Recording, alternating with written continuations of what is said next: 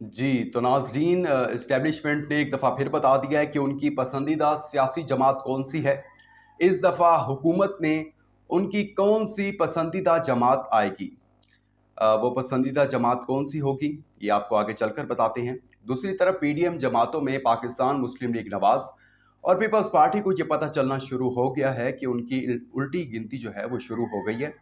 उनके जो बुरे दिन हैं वो आना शुरू हो गए हैं। वो कैसे, ये भी आपको आगे चलकर बताते हैं, लेकिन आगे बढ़ने से पहले हमारे चैनल को सब्सक्राइब कर लें, वीडियो को लाइक एंड शेयर करना ना भूलिएगा। नाज़रीन, सबसे पहले तो आते हैं ना इस बात पर कि पीडीएम जमातों को किस तरह पता चलना शुरू हो गया है कि उनके जो है उल्टे दिन, जो उल्टी गिनती है, बुरे दिन हैं, वो उनके शुरू हो गए हैं।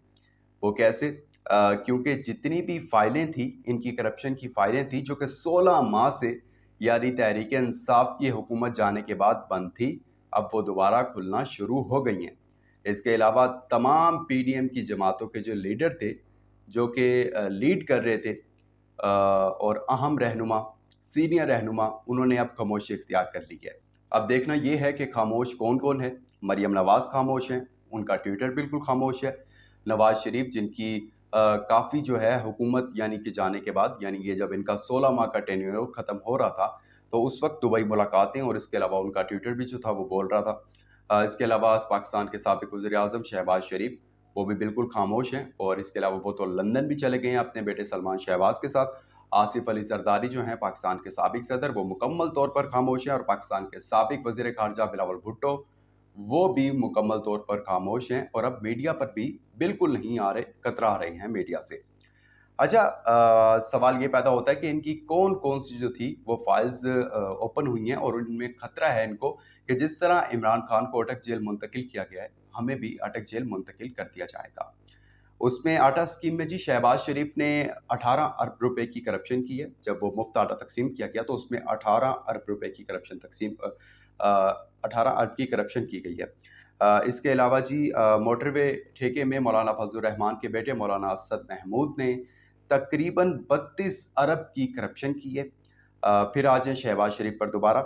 सैलाब मुतासरीन के फंड में 43 अरब रुपए की करप्शन की है शहबाज शरीफ साहब ने, और ये तमाम फाइलें जो हैं वो अब ओपन हो गई हैं, और इनके खिलाफ जो है वो तहकीकात का आगाज़ हो चुका है। वो पंजाबी का एक शेर है ना कि दिल दियाँ दिल विच रह गईयां ने, सब नू अपनियां पै गईयां ने।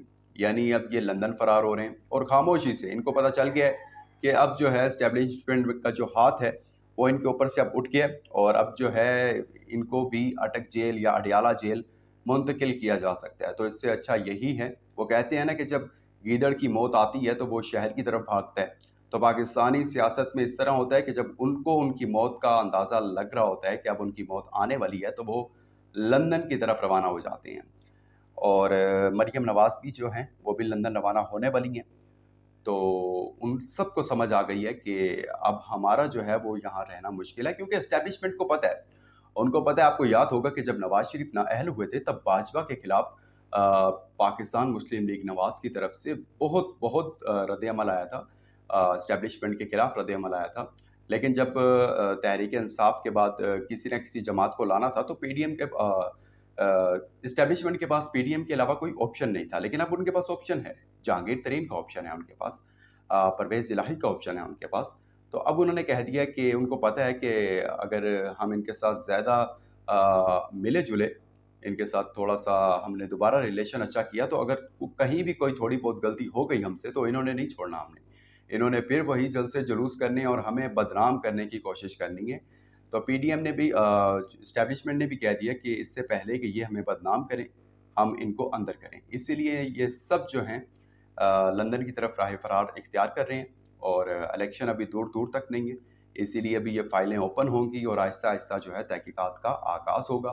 उसके बाद अगर फँस गए तो फिर ये लंदन से वापस नहीं आएँगे। ना फँसे, एस्टेब्लिशमेंट से कुछ इनके राब्ते जो हैं दोबारा अच्छे हो गए, माहौल कुछ बेहतर हो गया, तो वापस आएँगे और इलेक्शन की कैंपेन चलाएँगे, क्योंकि इलेक्शन अभी दूर-दूर तक नज़र नहीं आ रहे हैं। दूसरी तरफ जी अब एस्टेब्लिशमेंट ने साफ-साफ लफ्ज़ों में बता दिया है कि हमारी पसंद से जो है वो ये गवर्नमेंट आएगी, और हमारी पसंद इस दफ़ा ये है, क्योंकि कोई भी जमात पाकिस्तान में, चाहे वो पाकिस्तान तहरीक-ए-इंसाफ ही क्यों ना हो, पाकिस्तान मुस्लिम लीग नवाज़ ही क्यों ना हो, पाकिस्तान पीपल्स पार्टी ही क्यों ना हो, یہ سب کی سب اسٹیبلشمنٹ کی پسند سے آتی ہیں، اور ان تمام کے لیڈرز نے یہ قبول کیا، یہ بات مان لی ہے کہ واقعی پاکستانی سیاست میں اسٹیبلشمنٹ کا ہاتھ ہے، اور جس جماعت کے ساتھ اسٹیبلشمنٹ کا ہاتھ ہوگا، جس کے سر پر اسٹیبلشمنٹ کا ہاتھ ہوگا، وہ جماعت سیاست میں ضرور آئے گی، حکومت میں ضرور آئے گی، قومی اسمبلی میں بھاری اکثریت سے ضرور جیتے گی۔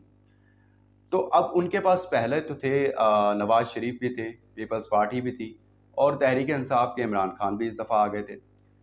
اب انہوں نے تینوں کو دیکھ لیا۔ اب عمران خان تو ان سب سے مختلف تھے نا، انہوں نے تو صاف صاف کہہ دیا بھائی احتساب سب کا ہوگا۔ یعنی اگر فار ایگزامپل نون لیگ آتی تھی تو وہ پیپلز پارٹی کا احتساب کرتی تھی، فوج جو مرضی کرے وہ اس میں عمل دخل نہیں کرتی تھی۔ پیپلز پارٹی آئی تو وہ نون لیگ کا احتساب کر رہی ہے، فوج کو وہ کچھ نہیں بول رہے۔ لیکن عمران خان واحد تھے جنہوں نے کہا کہ نہیں، احتساب میرے گھر سے ہوگا، فوج میں بھی ہوگا، دوسری جماعتوں میں بھی ہوگا، ہر کرپٹ بندے کا احتساب ہوگا۔ تو ان کو سمجھ آ گئی کہ بھائی یہ بندہ تو بڑا خطرناک ہے، اور یہ تو ہمارا بھی احتساب کر لے گا، تو اس سے اچھا ہے کہ اسے جیل میں بند کر دیا جائے۔